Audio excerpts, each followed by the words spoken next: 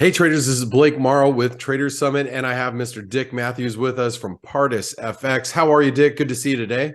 I'm good. I'm a little bit croaky, but good. It's very cold over here. Yeah, I bet it is. I bet you guys are starting to get that the winter chills over there, right? Yeah, sure. Well, speaking of which, let's talk about like what's that winter chill doing for inflationary pressures there in Europe? I mean, are you guys feeling it from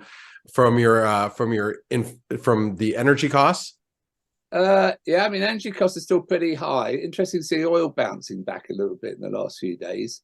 Whether that's because, I mean, it's really, really cold in Russia, and whether that's going to sweep across Europe, I'm not sure. But I mean, it's like record cold temperatures. We're here, we're not too bad. We're sort of like -2, -3, which is probably dreadful to you. That would be dreadful. That would be dreadful. But, sort of pretty average to us. But what I think is quite interesting, we've got UK inflation and European inflation figures coming out this week. And although they're starting to subside, I still think there's this wage push inflation coming into the system now. And certainly wages are rising. There's an awful lot of pressure here. I was just listening to the news. Virtually everyone's out on strike on the 1st of Feb, the public sector, looking for pay rises. And I think that actually creates a problem, certainly for the Bank of England and possibly for the ECB. Right? So the ECB is talking really tough. They're going to hike rates maybe 1 or 2 more times. The Bank of England, my favourite central bank, has been pretty quiet on this. And certainly there is wage push inflation coming into the system. Labour market's pretty tight over here. And I think that whether you see the Bank of England actually do what they should do, raise rates by 50 basis points, I'm not so sure. And as we see up here, I'm starting to get a little bit bearish of my old friend cable. I had a target of 124.5-ish. And it's 124.65 actually, to be precise. Which it's, I had a look at before, sort of failed. It's starting to drift down a bit. I'm now thinking we break down much lower, that we're going to start looking towards 116.5. Wow. So you think that? Well, let me ask you this. With UK inflation coming this week, which will be out actually tomorrow morning in the UK. If inflationary pressures are going to be fairly sticky, is that going to provoke the Bank of England to raise rates? Well, what's really More interesting, I know that housing market's pretty weak in the States, or very weak in the States, and it's just starting to weaken over here because of mortgage rates, etc.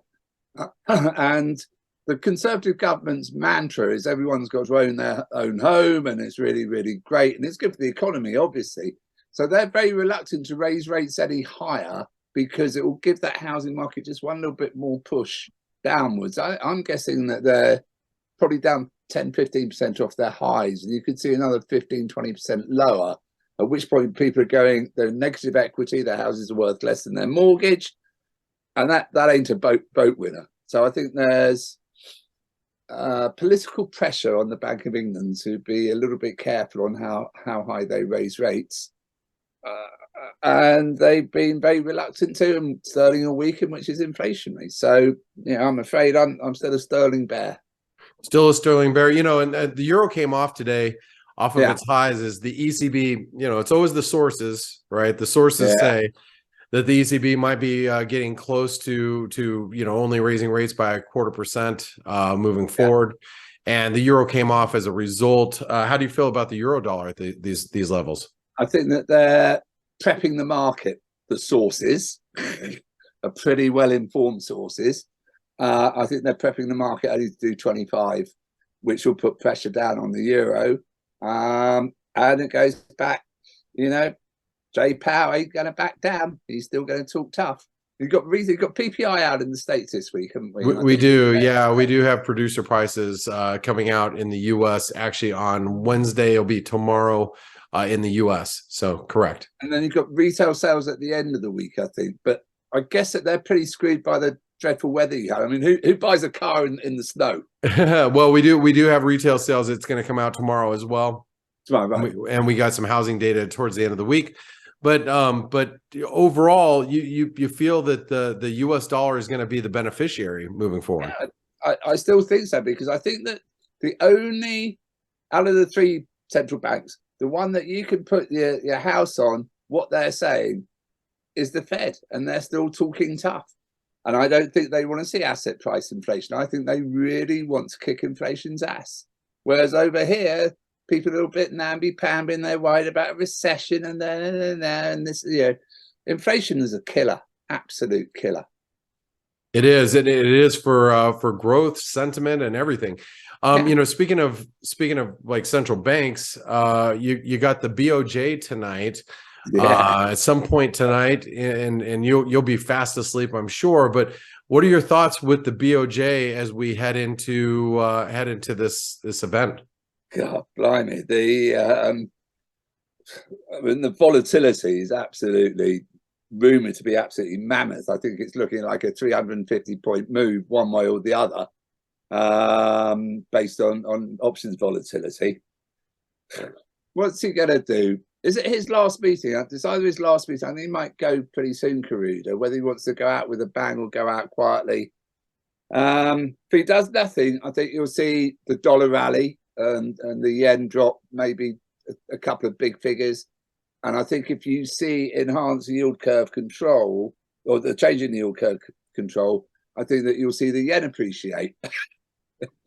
By the same amount. It's a crapshoot to me. But you could see three big figures move either way tonight. If I was a gambling man, I think he'll do something.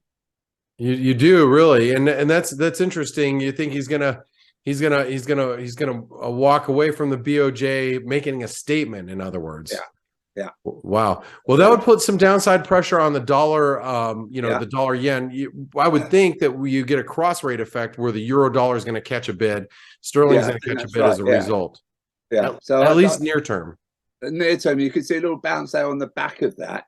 Of course, conversely, if you see the opposite, is going to put pressure on those crosses. Yeah. I think there's a lot to play for tonight, and I'm glad I'm asleep. Well, I'm going to stay away from having yen exposure going into tonight's meeting. With the BOJ for sure. So Dick, I love having these little conversations with you each and every week. Tell us, what are the conversations that you have with some of the Pardus FX clients on a daily or weekly basis? Yeah, we're talking to guys daily about their foreign exchange exposure, how best to help them a little bit with the timing, not necessarily the advice, because hey, something like the yen, it's an absolute crapshoot whether you're going to get it right or wrong. But just with timing, if you're going to do something in the yen, just back away, don't do it today, just wait a little bit, and just generally holding people's hands and trying to explain, cut out the noise in the background, just say, come on, be sensible, let's get this done. So it's really a satisfying job. All right. Well, how do we follow your work closer as traders? The best bet is probably to follow me on our website, which is www.pardusfx.com. I'm also on LinkedIn, Dickie Matthews, at Dickie Matthews on LinkedIn, and Pardus on LinkedIn, and I occasionally pop up on Twitter, and I occasionally popped up on LinkedIn as well. Well, Dick, thank you so much for spending your time with us. And if you like what Dick has to say and you want to join on the dollar bullish bandwagon and bearish sterling, make sure you give him a thumbs up, jump in the comments below, and put out your ideas that he's been bringing, and we'll talk to you next week. Cool. Have a great week. All right. Thanks, Dick. Please. Bye-bye. Bye-bye. Hey traders, Blake Morrow here. Thanks for stopping by our YouTube channel. Don't forget to like, share, and subscribe to our channel. Also click the bell notifications so you do not miss any of our market-related trading analysis from some of the leading industry experts. Thanks for stopping by. We'll see you in the next video.